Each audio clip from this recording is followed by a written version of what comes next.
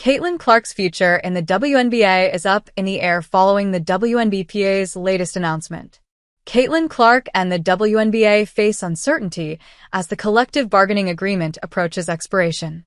The initial 30-day extension provided minimal progress, leaving top players' contracts unresolved and league negotiations at a standstill. The WNBA had proposed a new CBA that could raise maximum salaries to more than $1.1 million for elite players like Clark, the reigning MVP Aya Wilson, and Napheesa Collier.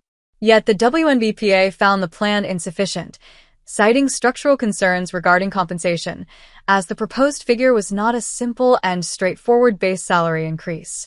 According to The Athletic, the total combined sum included roughly $800,000 to $850,000 as a base, lacking the revenue-sharing component players are seeking to secure long-term financial growth.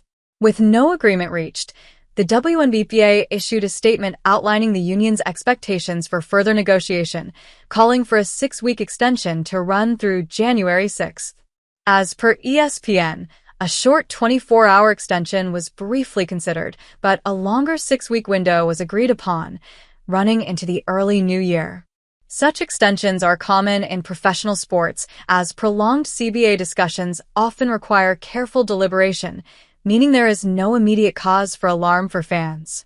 WNBA risks losing stars to rival leagues.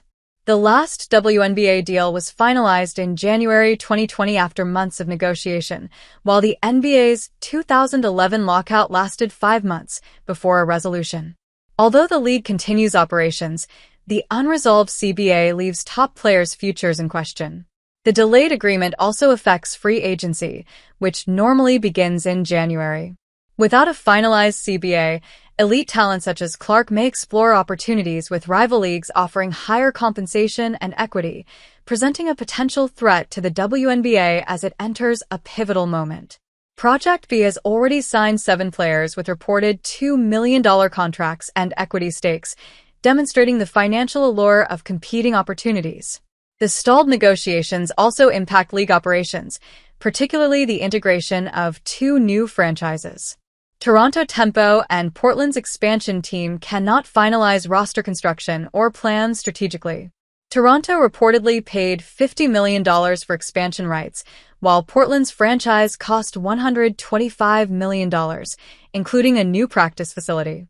Future expansion fees are expected to exceed $250 million, further highlighting the consequences of the delayed CBA on financial and operational planning. According to ESPN, both teams are trying to prepare for it, but they are working with more questions than answers. The WNBPA's insistence on a fair deal underscores the growing influence of player advocacy as stars like Clark await the outcome of negotiations. The resolution will determine contract security, earning potential, and long-term career choices, shaping not only player compensation but also competitive balance across women's basketball.